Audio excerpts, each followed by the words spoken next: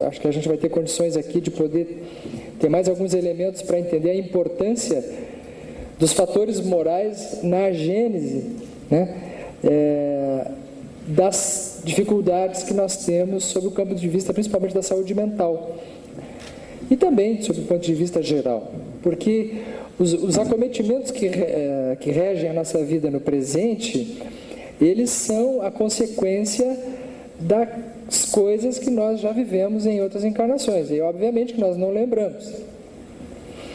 No entanto, elas estão vivamente registradas. No exemplo que o Jaider trouxe, fica claro que uma experiência semelhante nessa vida, algo que aconteceu no passado, não traz a memória consciente, mas traz a memória emocional. Faz com que o conteúdo emocional ligado à culpa, ligado ao descontrole, ligado ao que tenha em torno do que aconteceu, reacenda no presente na forma, então, aí variada.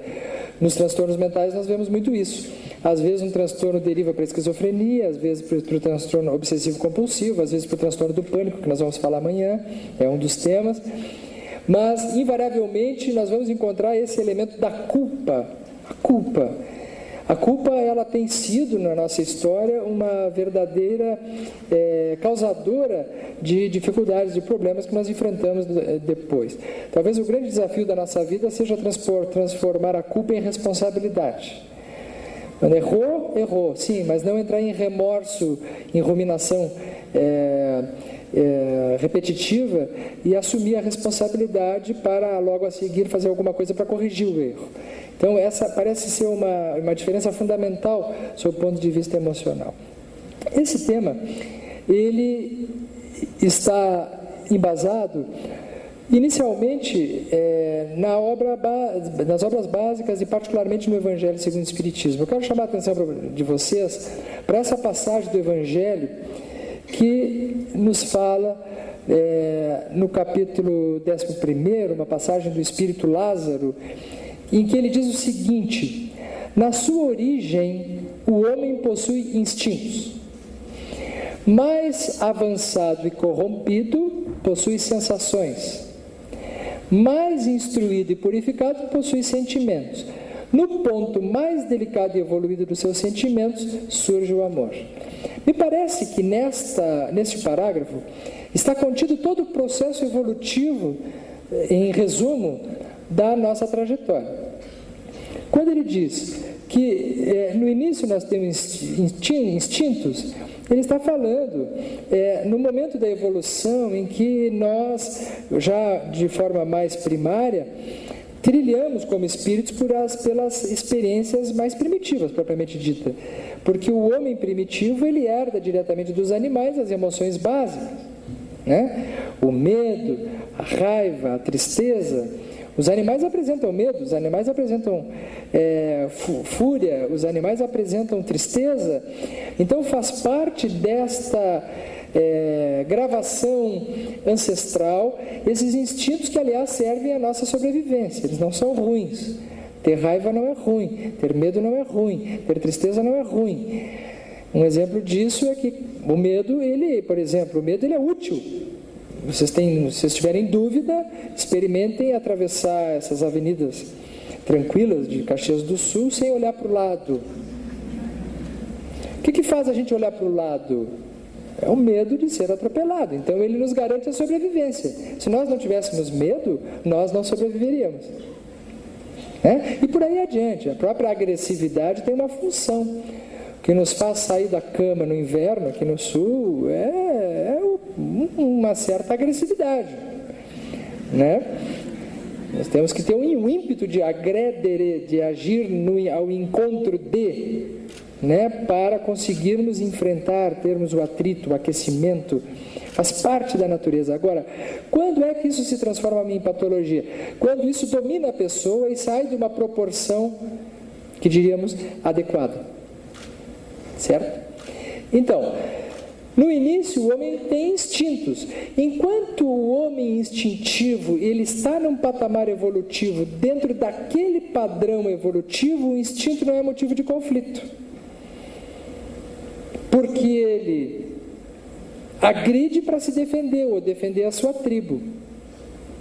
E aquilo é o que ele consegue fazer. Mas à medida que ele vai evoluindo e ele vai se tornando intelectualmente mais sofisticado, que é o que acontece na evolução, ele vai adquirindo o senso crítico do discernimento, a capacidade de ajuizar os fatos. E à medida que ele vai conseguindo discernir, ele vai se tornando responsável pelas suas ações e pelas escolhas que ele faz. Então, por isso que o Lázaro fala, mais avançado e corrompido. Por quê? Porque dificilmente alguém evolui em linha reta. Em média geral, normalmente nós viemos aos tropeços. Pelo menos nós que estamos aqui, né? Porque 2000 anos depois de Jesus ter vindo, falado de amor, a gente está aqui, não é um bom sinal. Nós, provavelmente, não estamos em missão aqui. Não somos os discípulos diletos do Cristo que viemos aqui para ajudar a humanidade. Não. Nós fizemos parte dessa turma que andou se perdendo na evolução. Por isso, avançado e corrompido, possui sensações. As sensações são filhas diretas dos instintos. E sobre isso nós vamos falar um pouco agora, porque o homem moderno, o homem culto, o homem sofisticado, o homem tecnológico, muitas vezes é um homem primitivo, disfarçado. Por quê? Porque ele acorda de manhã para ganhar dinheiro, para comprar comida, para fazer sexo, apenas para ter conquistas amorosas, para ter poder, para ter prestígio, para ganhar mais dinheiro, para dormir bem e acordar no outro dia e fazer a mesma coisa. Então é um funcionamento primitivo ainda.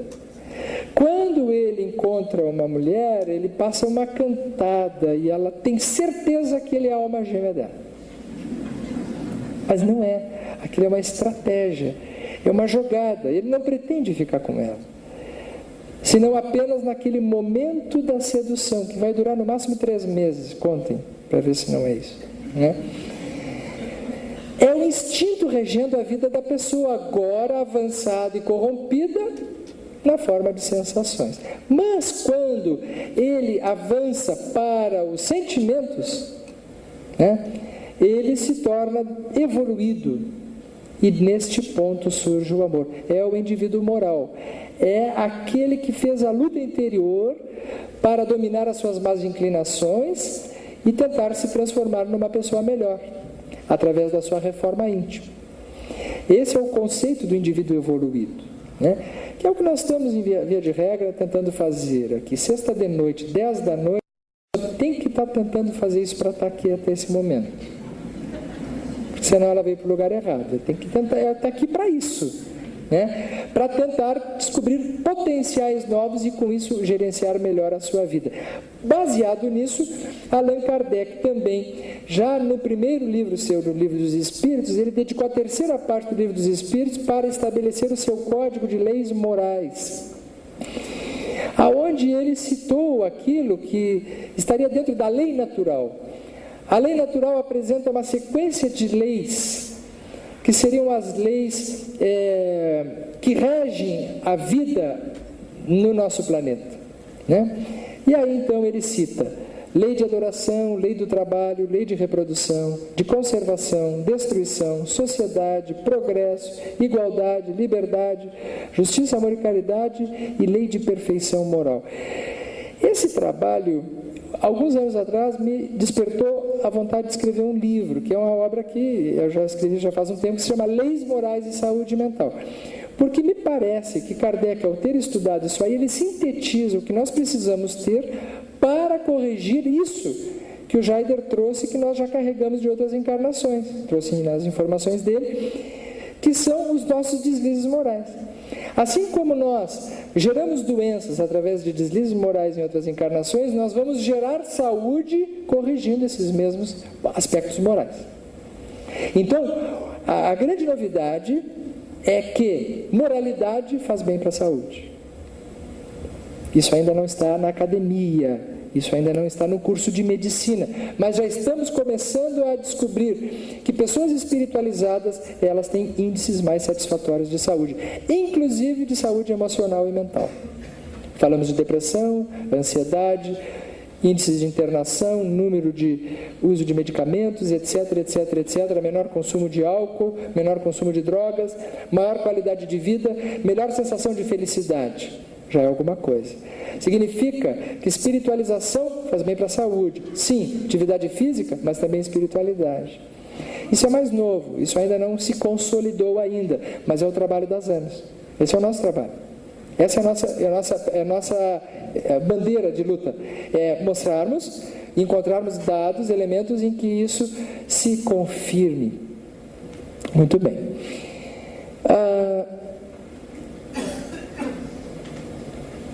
Algum tempo atrás, olhando mais calmamente as leis morais, né, eu percebi, conversando com a doutora Irvênia Prada, que talvez vocês conheçam, né, já é conhecido da ciência que o nosso cérebro, ele tem 3 andares. Um andar mais primitivo, relacionado aos instintos, que é o nosso cérebro inicial. Existe um cérebro intermediário, é tudo um cérebro só, mas na verdade é um andar do cérebro, né, que seria um andar intermediário, que é responsável pela nossa razão, pela vida no presente, né, e pela nossa atividade cortical, motora. E existe um terceiro andar, que é o andar relacionado ao córtex pré-frontal, aonde estão os pensamentos mais sofisticados, as emoções que passam sob o ponto de vista mais nobre, circulam nesta área cerebral também. As nossas decisões que envolvem conceitos morais estão relacionados com esta área do cérebro. Então nós temos, vamos dizer assim, 3 andares do cérebro. E olhando as leis morais, eu não sei se vocês vão concordar comigo, nós vamos encontrar leis morais relacionadas a esses andares do cérebro, que por sua vez tem a ver com aquilo que Lázaro falava no Evangelho segundo o Espiritismo: instintos, sensações e sentimentos. Vamos acompanhar, ver se isso não existe uma certa lógica. Quais são as 3 leis morais relacionadas aos instintos e relacionadas ao primeiro andar do cérebro? Lei de reprodução, de conservação e de destruição. São as leis que nos colocam as 2 pernas no mundo físico. São leis responsáveis pela nossa sobrevivência, tem a ver com a nossa materialidade. Mas o nosso cérebro intermediário, que tem a ver com o homem no mundo se esforçando para se transformar numa pessoa melhor, mas ainda regido pelas sensações, esse homem cortical que raciocina e que leva uma vida no presente que somos hoje, a maior parte da humanidade, tem a ver com essas leis: de sociedade, de progresso, de igualdade, de trabalho e de liberdade. Isso é muito bonito no Livro dos Espíritos, né? A doutrina espírita naquela época ainda não tinha esse estudo do cérebro, mas provavelmente se Kardec já tivesse essas informações, ele teria feito essa conexão. Porque está muito bem enquadrado na obra de Kardec os fundamentos do que nós estamos descobrindo hoje sob o ponto de vista da ciência. E quais seriam as leis morais relacionadas aos andares superiores do cérebro? Será que existe? Lei de adoração, de justiça, amor e caridade e lei de perfeição moral. Vamos devagarinho agora por cada andar, para vermos por onde nós andamos. Tomara que a gente acabe no terceiro, todos nós aqui. Nesse livro, No Mundo Maior, de Francisco Cândido Xavier, pela psicografia dele, um livro de André Luiz, está a base de tudo que nós vamos falar aqui. Porque nesta obra, André Luiz revela esses andares do cérebro. Nos fala sobre esses andares do cérebro através da instrução de Calderaro, quando ele vai nos explicar como que funciona o nosso cérebro sob o ponto de vista da regência do espírito encarnado. E ele dirá o seguinte: está aqui o cérebro inicial, está relacionado com o tronco encefálico, né? Aqui estão o funcionamento automático da nossa vida, o centro de funcionamento do coração, da respiração, as funções automáticas estão todas ali, né? Nós não precisamos pensar para respirar, não precisamos pensar para que o nosso coração funcione, porque existe uma parte do cérebro que comanda isso sozinha, né? São as funções automáticas. Mas aqui também nessa área do cérebro estão aquelas gravações do nosso passado espiritual relacionado aos instintos. Quando nós encarnamos no plano físico, nós trazemos no perispírito essas informações, mas elas serão vivamente registradas nesse andar do cérebro. O cérebro fica assim impregnado com essas informações. Tanto que, sob o ponto de vista da avaliação de imagem, de radioimagem, nós vamos, diagnóstico de imagem, ver funcionamentos mais intensificados em determinadas áreas, dependendo do que a pessoa está sentindo, do que a pessoa está pensando. Tá? E ele dirá o seguinte: no cérebro inicial, no primeiro situamos a residência dos nossos impulsos automáticos, simbolizando o sumário vivo dos serviços realizados. Para relembrarmos aqui as leis que estão relacionadas com isso. Tem a ver com o que foi colocado aqui, e foi ótimo que o Jaide tenha trazido os exemplos, que a gente não precisa se demorar em exemplos aqui.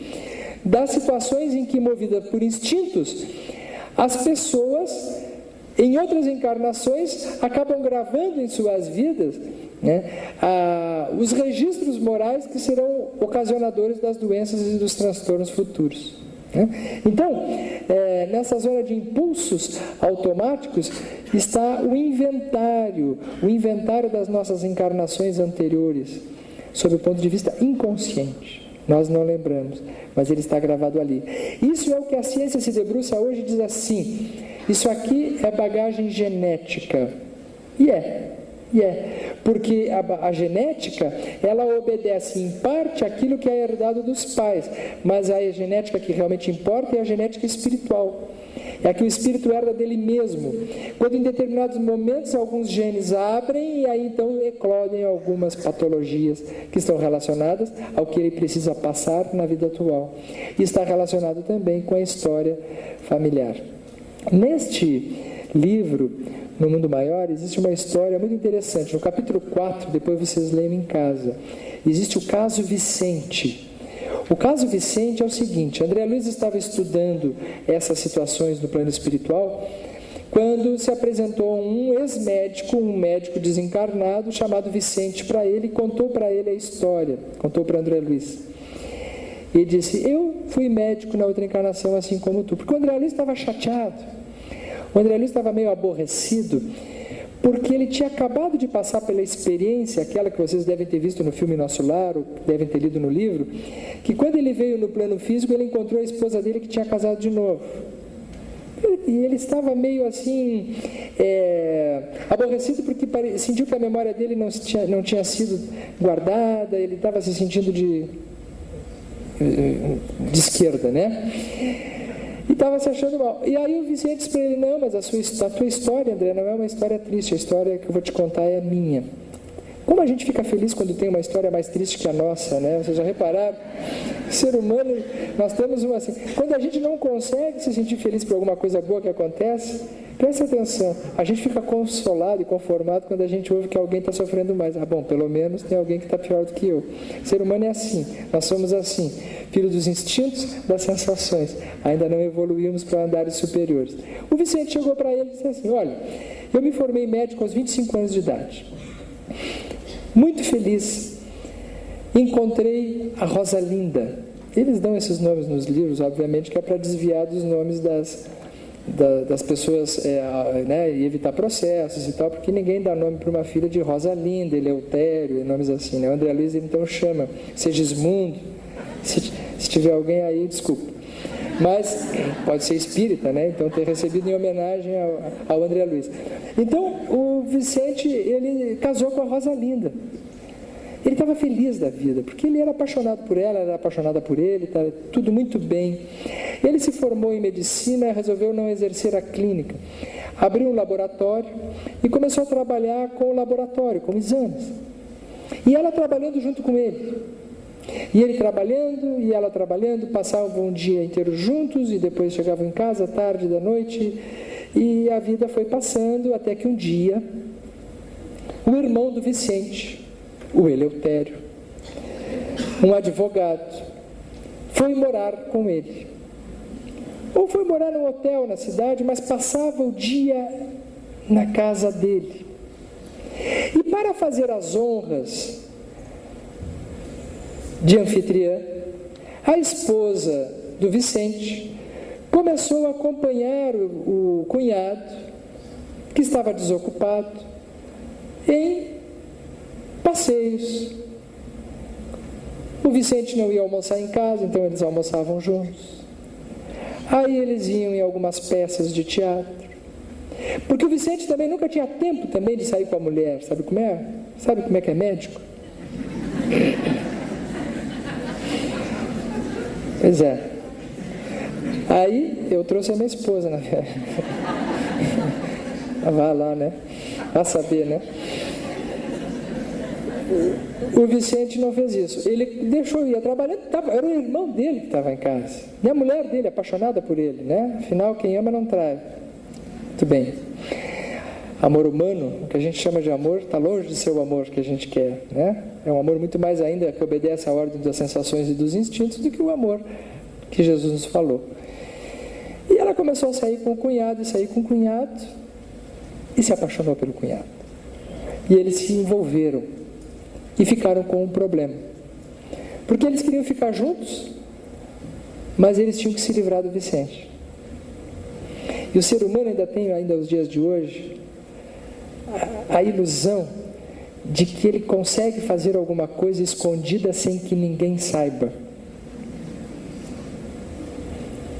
Os nossos representantes políticos ainda acreditam nisso,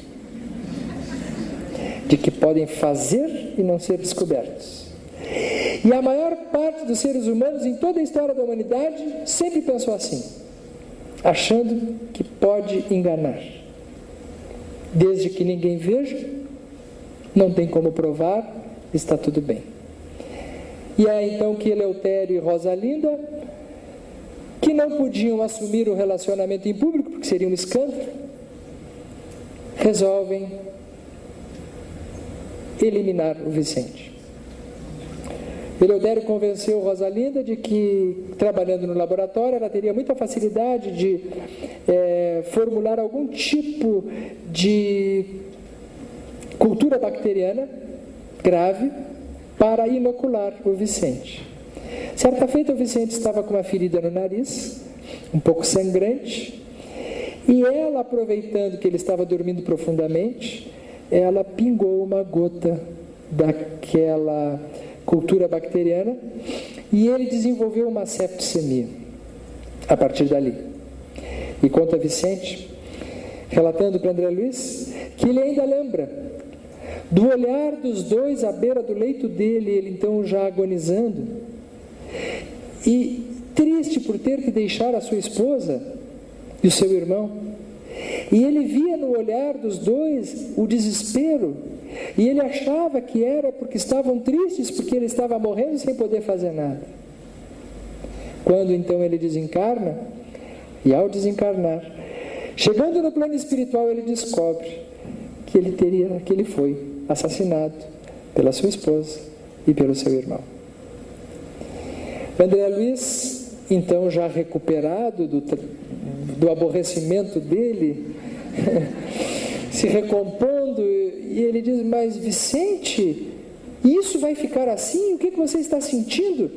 Ele disse, não, eu consegui, por apoio dos espíritos que me acompanham, deixar de lado os dois. Eles vivem agora lá nas rodas sociais da terra, desfrutando do dinheiro, da fama, mas nas suas consciências, em algum lugar dele, eles sabem o que fizeram. Eu sei. Eu não vou cobrar, porque eu sei que eles são filhos. O mal é filho da ignorância. E cedo ou tarde, eles terão que responder pelos atos que fizeram, não através de mim.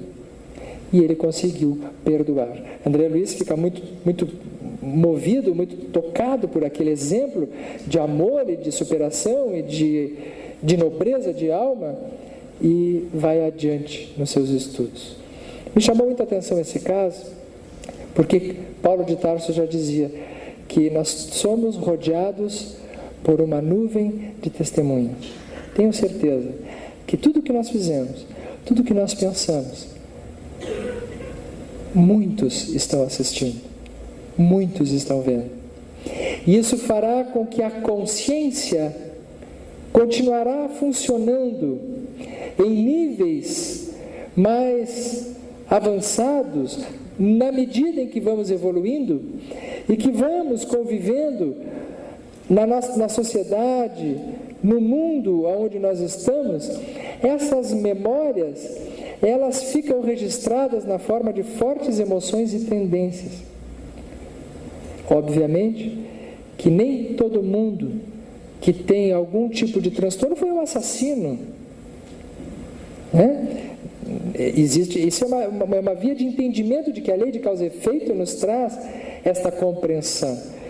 Mas nós temos, por entendimento, através da literatura espírita e através dessas experiências mediúnicas que nós confirmamos também na nossa atividade, que atrás dessas situações de dor no presente normalmente existem danos e fracassos morais em outras encarnações. É por isso que nós reencarnamos.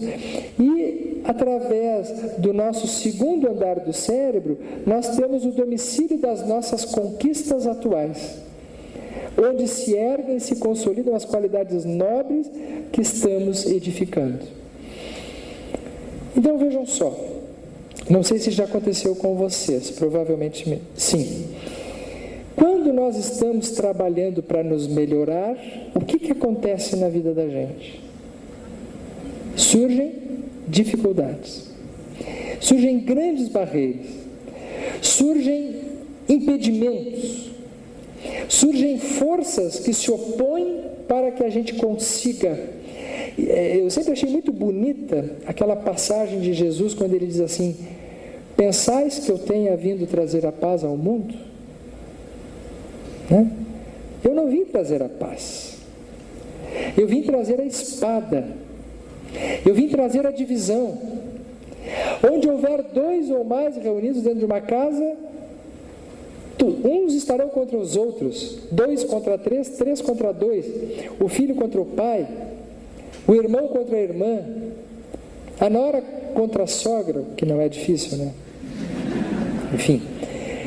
Mas ele dizia que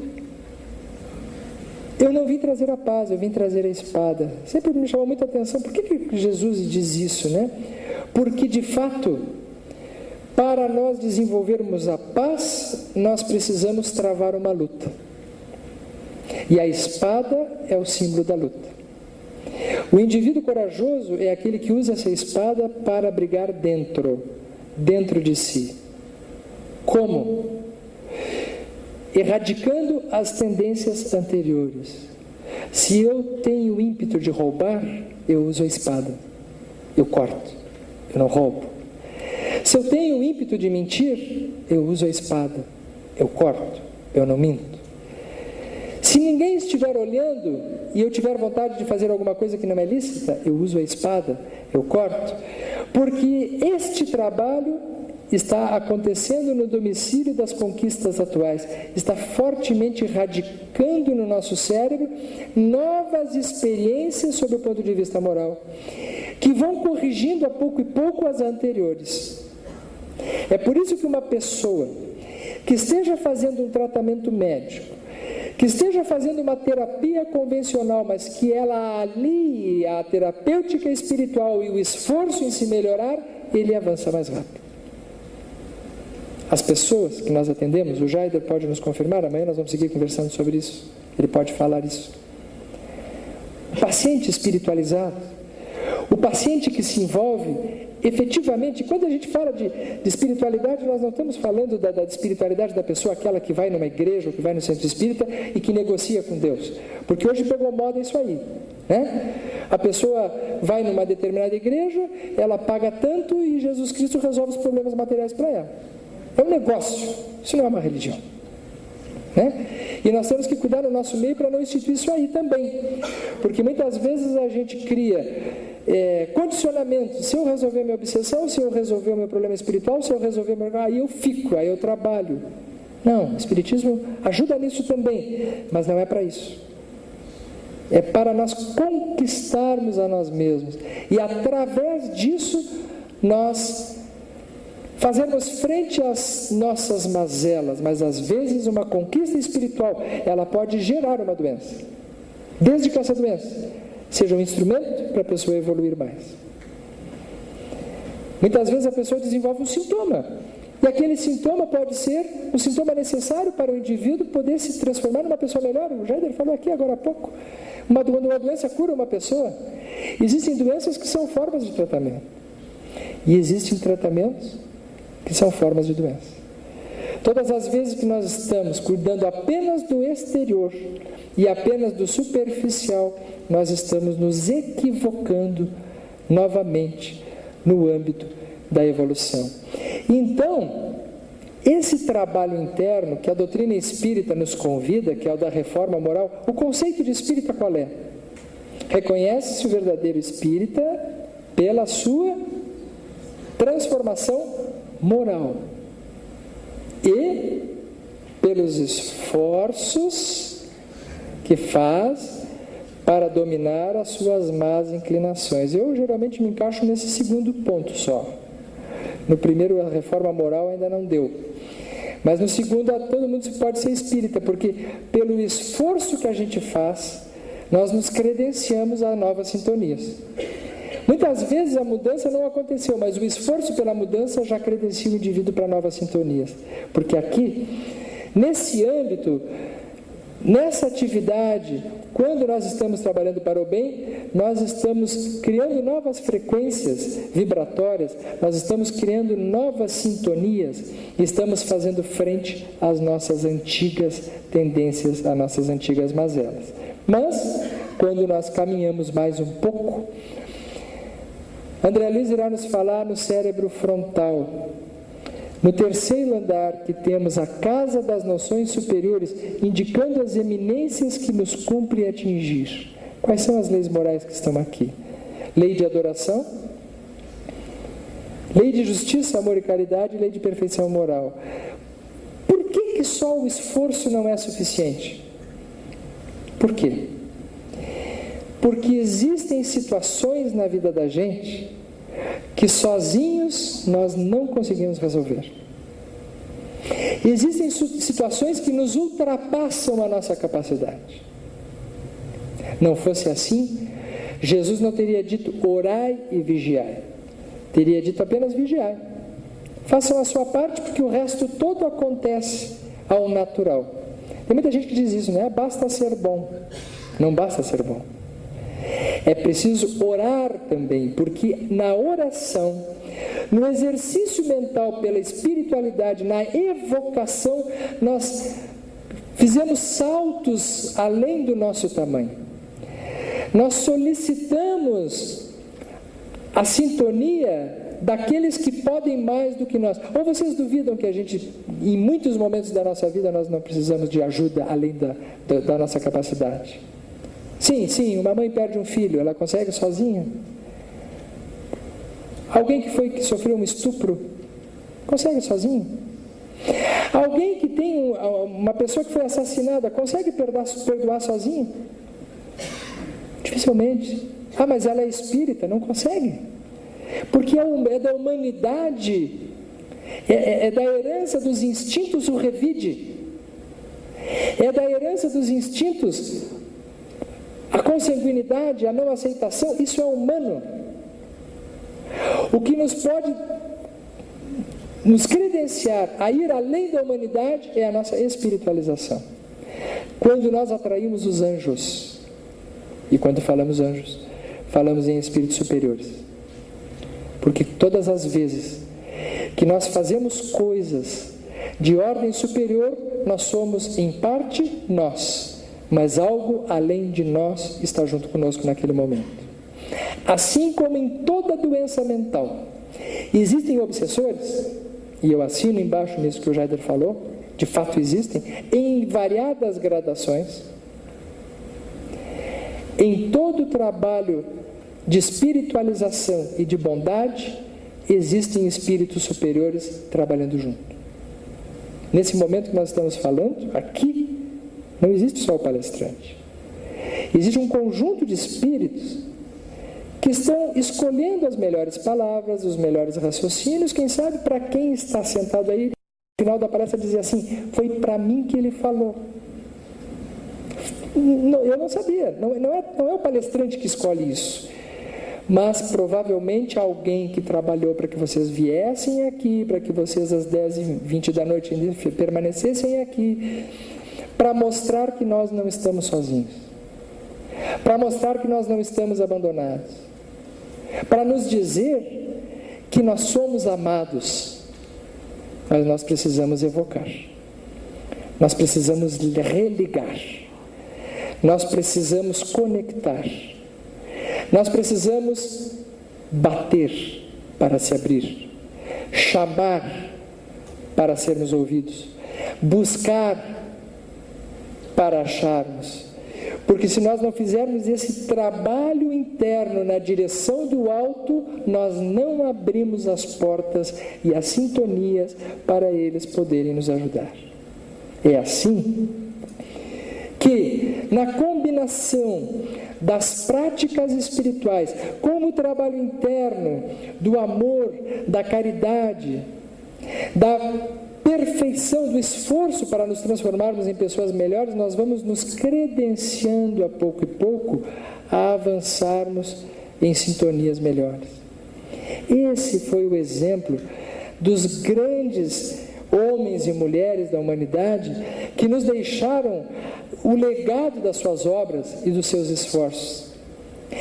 Esse é o exemplo de pessoas que nos rodeiam e que estão à nossa volta e que se distinguem das pessoas comuns por apresentarem algo de diferente.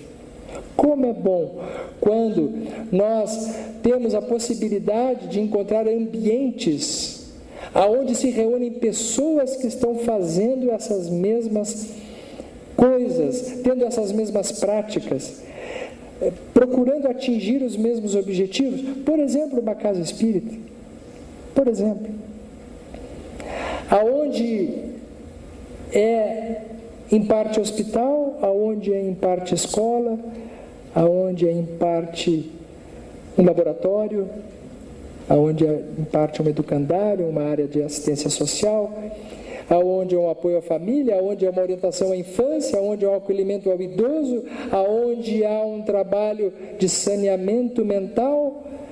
A casa espírita, dentro da simplicidade que ela se apresenta, é uma bênção que nós temos para utilizarmos na nossa vida, porque o esforço coletivo, ele tem um potencial muito maior, muito mais completo do que esforços individuais.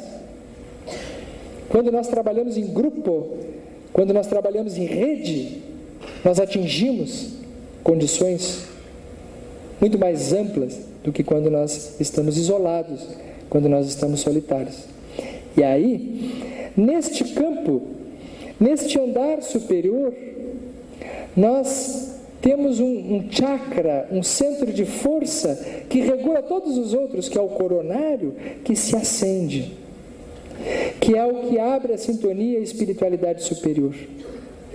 E é o que faculta muitas vezes, gente, vejam, a cura de determinadas doenças.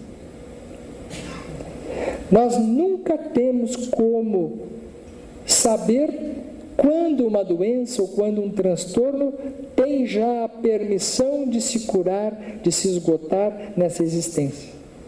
Mas tenham certeza que a chance disso acontecer com uma pessoa que está implementando esses esforços é muito maior do que daquela pessoa que está repetindo os equívocos da revolta, da cólera, da lamentação, da tristeza, da desistência, quando ele não é boa companhia para os outros. Quantas vezes, e nós conhecemos no atendimento à clínica, pacientes com doenças mentais graves, mas se esforçando para serem melhores. Porque existe a doença mental, sim, mas existe também uma alma ali que em muitos momentos se revela com potenciais que estão adormecidos ou estão bloqueados, mas que estão dentro dela. E a gente assiste às vezes pessoas da qual nós não esperamos gestos nobres, tendo gestos que muitas vezes os chamados normais não têm. Mostrando que mesmo alguém que esteja doente, ela tem uma parte dentro dela que nunca adoece. Existe uma parte de nós que nunca enferma. Existe uma parte de nós que se mantém saudável e pura, independente do que aconteça na nossa evolução. Ela também é inconsciente.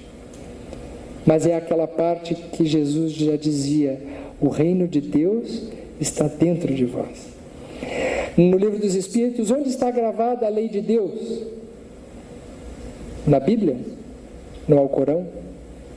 Em alguma escritura? Em algum lugar? É privilégio de católico, de protestante, de espírita, de budista? Está na Índia? Está no Brasil? Está na França? Onde está gravada a lei de Deus? Onde está escrita a lei de Deus? Na consciência. Portanto, ela está gravada dentro de nós. Portanto, a viagem que nos interessa fazer não é para fora, é para dentro. Porque lá dentro, no fundo, lá no fundinho, existe uma parte nossa que se mantém perfeita, que se mantém saudável, que é a consciência original ligada ao Criador e que poderá fazer aquilo que é o que pretendemos. O trabalho de dentro para fora, quando nós nos encontramos com esse eu maior dentro de nós, nos proporcionando novas frequências celulares, nos proporcionando novas vibrações no caminho da cura. Nos parece que esses 3 andares, eles precisam estar em harmonia, porque mesmo num trabalho de espiritualização, nós não devemos abandonar as nossas necessidades humanas. Mesmo num trabalho de espiritualização, nós não devemos abandonar a nossa vida em sociedade, a nossa vida no mundo. Tem gente que confunde e acha que por estar num trabalho espiritual, por estar fazendo um trabalho espiritual, tem que se transformar em anjo. Tem que ser uma pessoa diferente. E a gente tem que ter sempre muito cuidado com essas pessoas que se transformam em anjos. Né? Muito cuidado com pessoas que acreditam que já estão melhores. Aquela pessoa que fala mansinho, né? Que tem uma fala doce. Cuidado, não precisa ser assim. A pessoa pode continuar sendo objetiva, franca. A pessoa pode continuar tendo as suas características humanas. A pessoa pode continuar errando. Sim, vocês têm dúvida que nós vamos errar ainda muitas vezes nessa vida? Não é esse o problema. Mas o esforço para transformar as nossas más inclinações, o trabalho na direção do melhor, sem perder a conexão, sem perder a ligação, nos mostrando que é possível nós construirmos um novo paradigma possível para a humanidade, possível para nós, que é o da nossa espiritualidade inserida na nossa vida cotidiana como seres humanos que nós somos. Neste livro, ele nos fala ainda de algo que eu gostaria de chamar a atenção para vocês, porque a obra de André Luiz é uma obra reveladora para a ciência.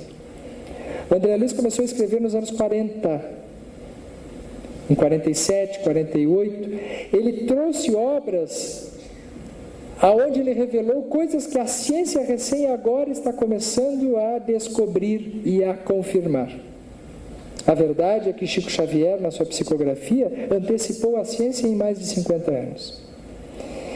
E existe uma parte desse livro que eu quero destacar para vocês, porque a nossa ciência já sabe hoje que existem neurônios motores, neurônios sensitivos, e hoje se fala nos neurônios espelho, né, que estão sendo muito estudados.